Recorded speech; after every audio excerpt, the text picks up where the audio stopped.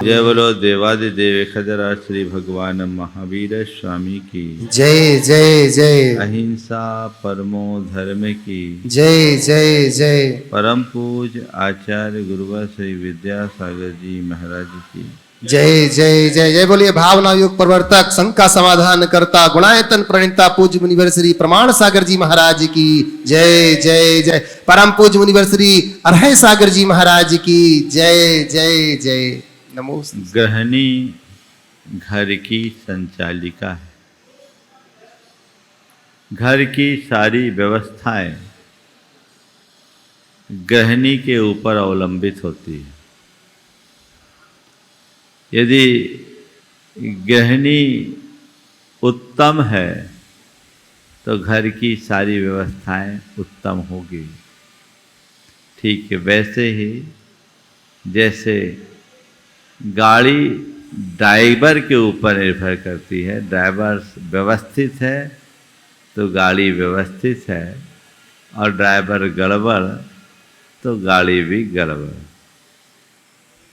इस आशय की बात कल से प्रारंभ की गई, और कल मैंने एक गृहिणी के 5 गुणों से अपनी बात की शुरुआत की थी, जिसमें पहले गुण की चर्चा हुई पति पारायणता। आज शेष 4 गुणों की चर्चा आप सबसे करना चाहूँगा। धर्मशीलता,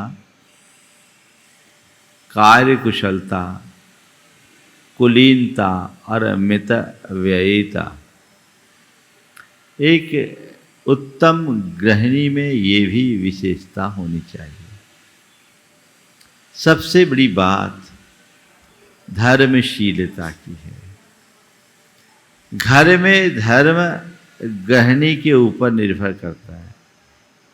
यदि गृहिणी धर्मी हो, संस्कार निष्ठ हो, संस्कार युक्त हो, तो घर में कभी अव्यवस्था नहीं होती। और यदि वही धर्म शून्य हो तो घर नहीं रहता, सब कुछ अस्त व्यस्त हो जाता है। आज के इस दौर में एक सकारात्मक बात ये देखने में आ रही है कि आज महिलाएं बहुत पढ़ लिख कर योग्य बन रही है, लेकिन इसका नकारात्मक पहलू ये है कि वे धर्म ध्यान से विमुख हो रही, और घर के कार्यों में भी निपुणता नहीं है। तो जिस घर में धर्म और संस्कार सुरक्षित नहीं होंगे, वह घर कभी स्थायित्व नहीं रख सकता। तो धर्म और संस्कार को महत्व देने की जिम्मेदारी एक गृहिणी में है। आज उस संदर्भ में जो बात की गई है मैं आगे कहूँगा। उन्होंने कहा कि वही उत्तम सहधर्मिणी है जो अपने धर्म और यश की रक्षा करती है तथा प्रेम पूर्वक अपने पति देव की आराधना करती है। धर्म और यश की रक्षा करना जिम्मेदारी है। मैं 2 उदाहरण आप सबके बीच देना चाहूँगा। अगर पत्नी धर्मनिष्ठ है तो घर की स्थिति क्या होती है, और पत्नी के धर्म भ्रष्ट होने का कुपरिणाम क्या आता है। पहले मैं धर्मनिष्ठ पत्नी की बात करूं। मेरे संपर्क में एक दंपति है, कॉन्ट्रैक्टर है, सप्लायर है। आज से लगभग 20 वर्ष पहले की बात। मध्य प्रदेश लघु उद्योग निगम से उन्होंने 10 लाख ढोलक के सप्लाई का कॉन्ट्रैक्ट लिया। ढोलक की सप्लाई करनी थी। प्रति ढोलक 10 रुपए की बचत थी। 1 करोड़ का सीधा फायदा था, और ये समाचार लेकर वह अपनी धर्मपत्नी के पास पहुंचा। धर्मपत्नी को बताया कि देख आज ये ऑर्डर मिला है और ये सारा काम हमें 20 दिन में करना है, अपने को इतना बड़ा प्रॉफिट हो रहा है। पत्नी ने सुना और दोनों कान में उंगली डाल दी। बोले यह काम आपने कैसे कर लिया? आपको पता है ढोलक कैसे बनता है?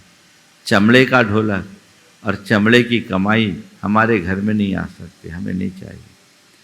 उसे समझाया हमें क्या करना है, ये तो मरे हुए जानवरों की खाल से बनता है, हमें क्या करना है, हमें तो केवल सप्लाई देना है, हम नहीं देंगे तो कोई ना कोई तो देगा।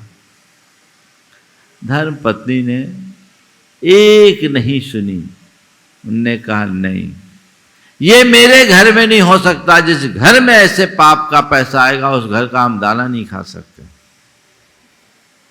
हमें रूखी रोटी स्वीकार है, लेकिन पाप की कमाई हम कतई नहीं स्वीकार सकते।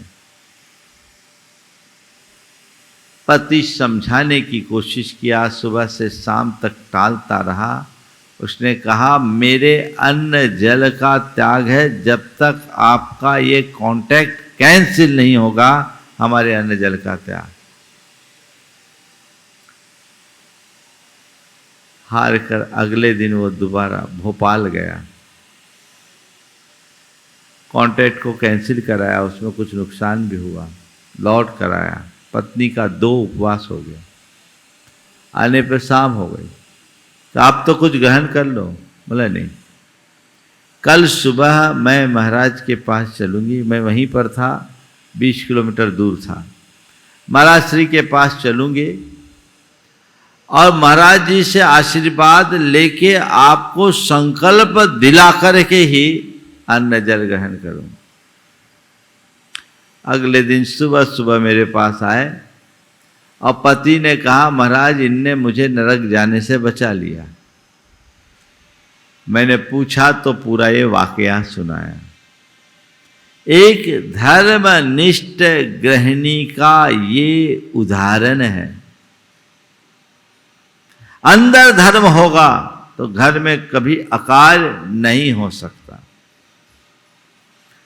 और एक दूसरा उदाहरण भी सुन लीजिए, आपके कान खड़े होंगे।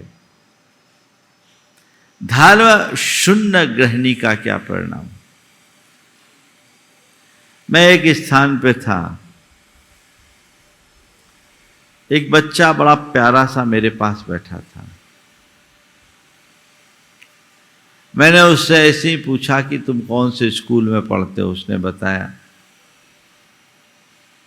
छोटा बच्चा था तो मैंने कहा देखो तुम स्कूल जाते हो, अपना लंच लेकर जाते हो, तो तुम एक काम किया करो, किसी से अपना टिफिन शेयर मत किया करो, क्योंकि वहाँ वेज नॉन वेज सब आते होंगे। तुम एक तरफ बैठ करके खाया करो। उस लड़के के आंख में आंसू आ गए।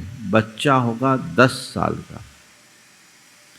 10 साल के बच्चे के आंख में आंसू आ गए। बोले महाराज जी मैं क्या करूं, मेरी मम्मी मेरे टिफिन में खुद एग देती है। एग देती है और कहती है कि एग खाया करो, स्टेमिना बढ़ेगा। पापा भी मना करते हैं पर पापा से लड़ती है, वो खुद खाती है और मेरे टिफिन में देती है। महाराज जी मेरा मन नहीं होता, कई बार तो मैं उसे फेंक देता हूँ, लेकिन मेरी मम्मी मुझे रोज रोज इसके लिए फोर्स करती। ये क्या बात है। ये समाज का एक चित्र है जो हमारे रोंगटे खड़े करने वाले हैं। हम कहाँ जा रहे हैं। ये धर्म शून्यता का प्रताप है और आज ये धर्म का अभाव होता जा रहा है। आज उच्च शिक्षा संपन्न होने के बाद जितनी भी आज की पढ़ी लिखी महिलाएं और युवतियां हैं, उनको धर्म से कोई लेना देना नहीं। उनको अपने पोस्ट से, उनको अपने पैकेज से, उनको अपने पावर से ही मतलब है। लेकिन ऐसा करके वो अपने जीवन के साथ कितना बड़ा अनर्थ करने जा रहे हैं इसका उन्हें एहसास नहीं है। कल्पना करो, जिस घर की जो माँ खुद ऐसा कृत्य करेगी, उस घर में धर्म का क्या स्थान होगा? कैसे आगे बढ़ेंगे?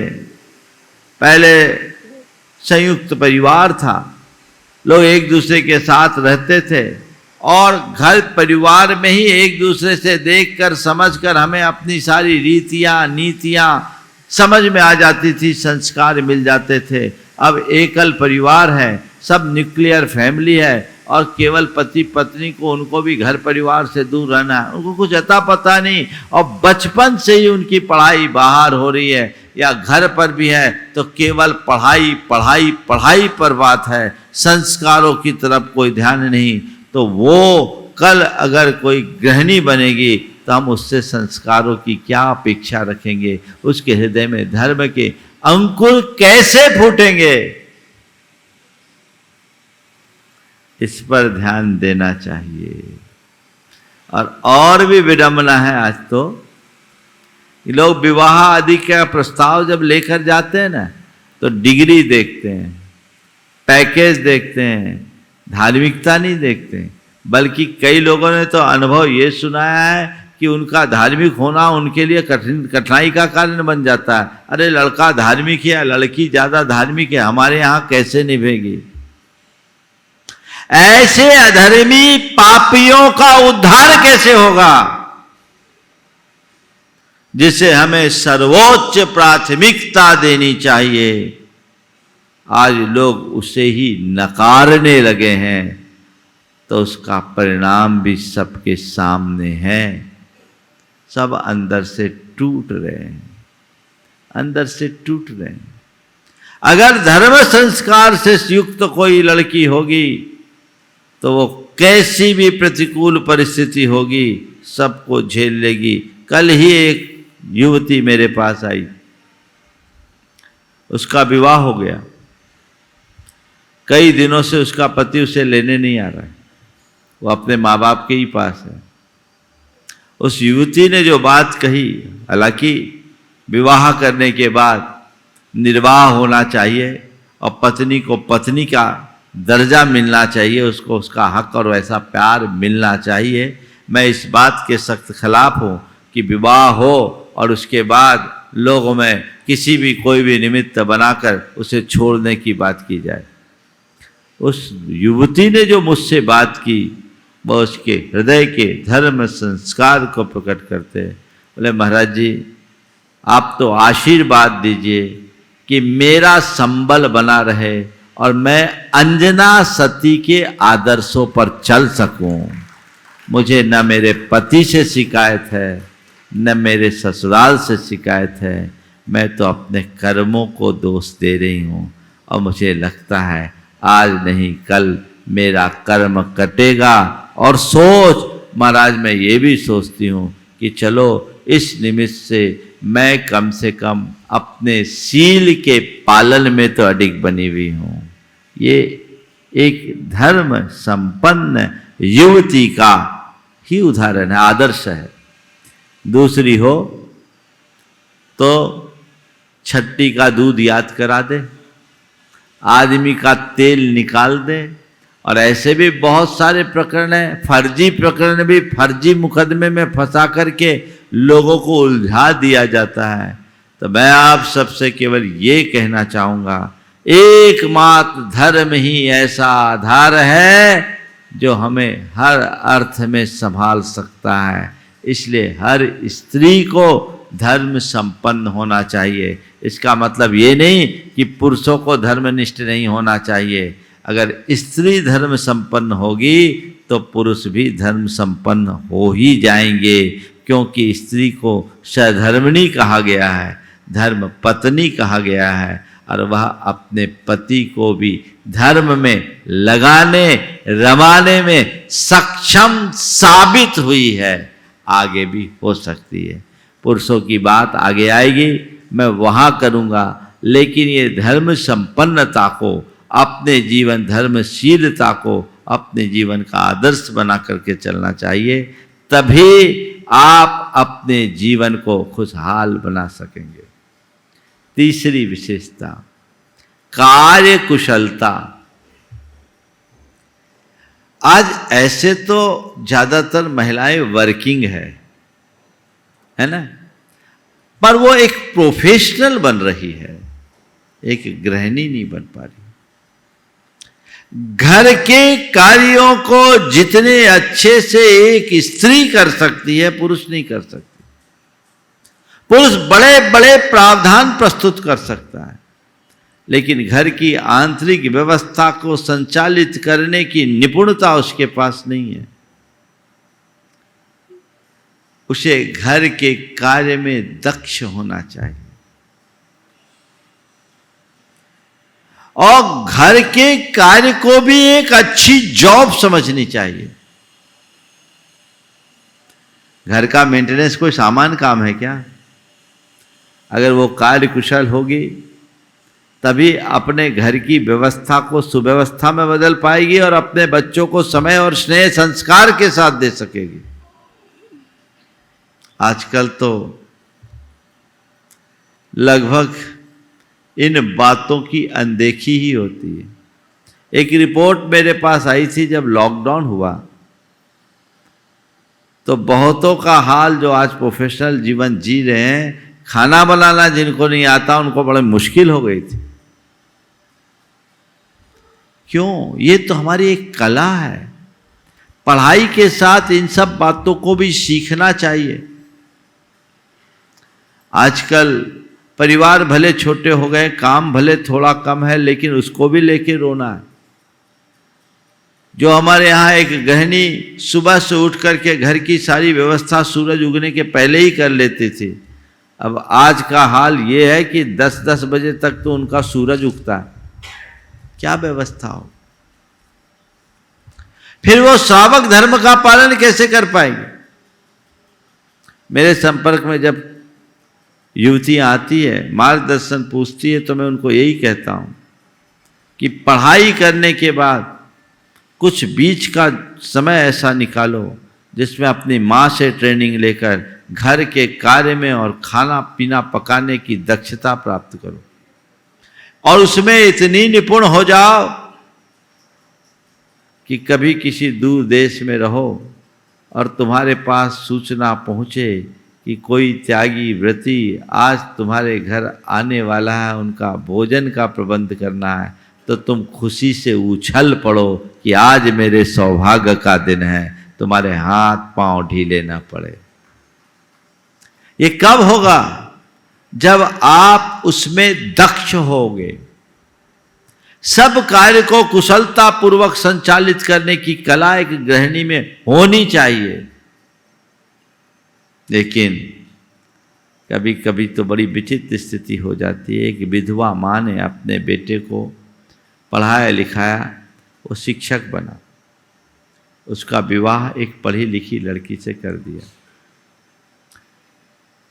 सब इकट्ठे रहते थे, माँ रोज घर का काम करती थी और सुबह से उठ कर के झाड़ू लगाने लगी।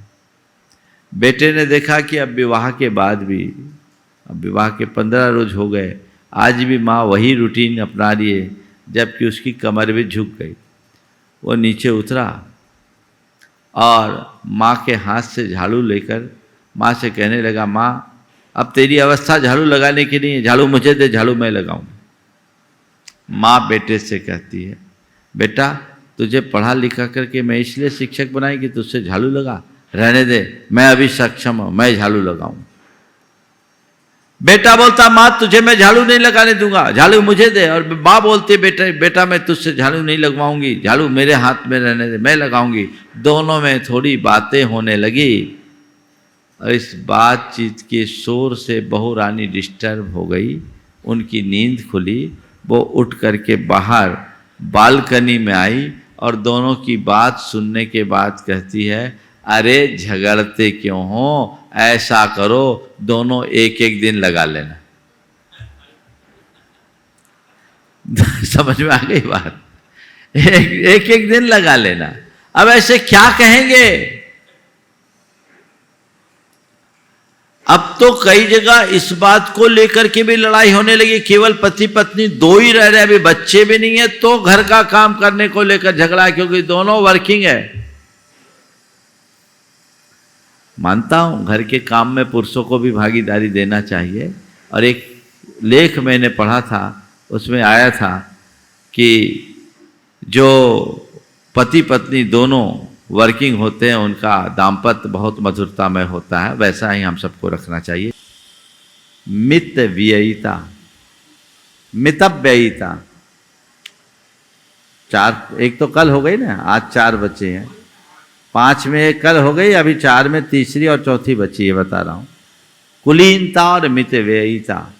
अब चलिए पहले कुलीनता की बात करता हूं। एक गृहिणी में कुलीनता के संस्कार होने चाहिए। उन्हें अपनी लज्जा और मर्यादा का सदैव ध्यान रखना चाहिए। अगर उसके अंदर ये गुण है तो घर सदाबहार बना रहेगा, और ये गुण खत्म हो गए तो कुछ मतलब नहीं। कुरल काव्य में लिखा है, चार दीवारी में कैद रहने से क्या फायदा। चार दीवारी में कैद रहने के, 4 दीवारी के अंदर पर्दे के साथ रहने से क्या फायदा। स्त्री का सबसे बड़ा कवच तो उसकी लज्जा और मर्यादा है। वो होनी चाहिए जिसमें तुम्हारी मर्यादा सुरक्षित हो। आज इसकी घोर उपेक्षा होने लगी, और इसकी शुरुआत तो विवाह के पहले से हो जाती है, जब प्री वेडिंग शूटिंग होती है और महिला संगीतों में उसका खुला प्रदर्शन होता है, तो ये हमारी मर्यादाओं का चीरहनन होता है। और एक बार ये खत्म हो गए तो फिर संस्कार कहां बचेंगे। कुलीनता एक बहुत बड़ा शब्द है जो हमारे आचार विचार व्यवहार और रीति रिवाजों की सुरक्षा करता है, उसका नाम है कुलीनता। ये होनी चाहिए, होनी ही चाहिए, और इसके संस्कार बचपन से होने चाहिए। एक मां जब खुद कुलीन होगी तो वो अपने बच्चों को कुलीनता के संस्कार देगी, और जब बच्चों में कुलीनता के संस्कार होंगे तभी वह संस्कारों के प्रवाह को आगे बढ़ाने में समर्थ होगी।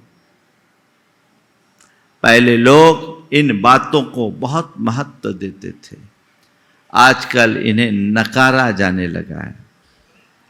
मैं आपसे ये नहीं कहता कि आप पुरातन पंथी और रूढ़िवादी बनकर के जियो। समय काल के अनुरूप यदि व्यक्ति बदलता है तो स्वीकार है, मैं आधुनिकता का विरोधी नहीं हूं, पर आधुनिकता का अंधानुकरण कतई अनुकरणीय नहीं है। आधुनिकता को अपनाए पर आधुनिकता के अंधानुकरण से बचे, अपनी मौलिकता को बचाकर रखे। आज आधुनिकता की इस अंधी दौड़ में लोगों ने अपनी मौलिकता को भी खो दिया है।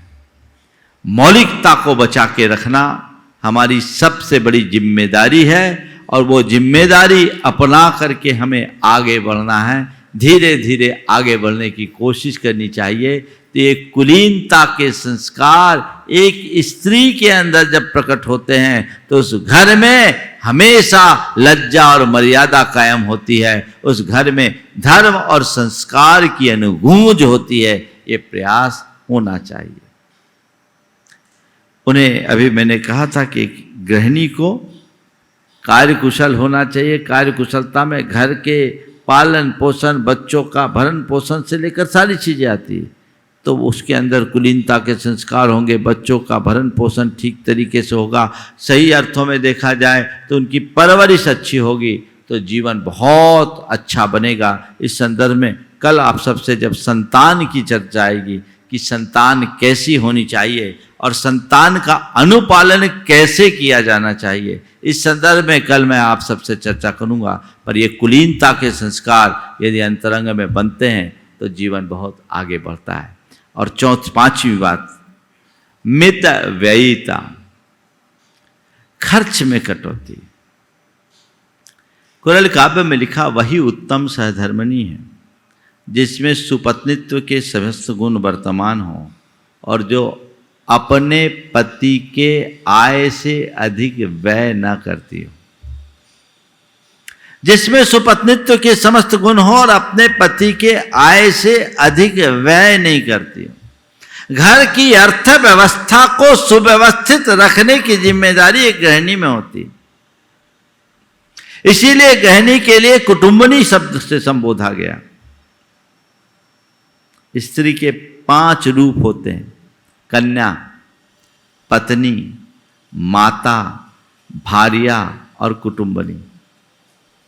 वो जब तक विवाह नहीं होता कन्या होता है, विवाह होने के बाद पत्नी या वधू हो जाती है, उसके बाद वो बच्चे को जन्म देती है तो माँ बनती है। माँ बनने के बाद परिवार का भरण पोषण करने के कारण वो भार्या कहलाती है और आगे चल करके वह पूरे परिवार की मुखिया बनकर कुटुंब संस्था की मालिक बनती है और कुटुंबनी कहलाती है। पूरी परिवार की कमान उसके हाथ में होती है। अगर वो मितव्ययी हो, फिजूल खर्ची हो तो बहुत दिक्कत, और मितव्ययी हो तो कोई दिक्कत नहीं।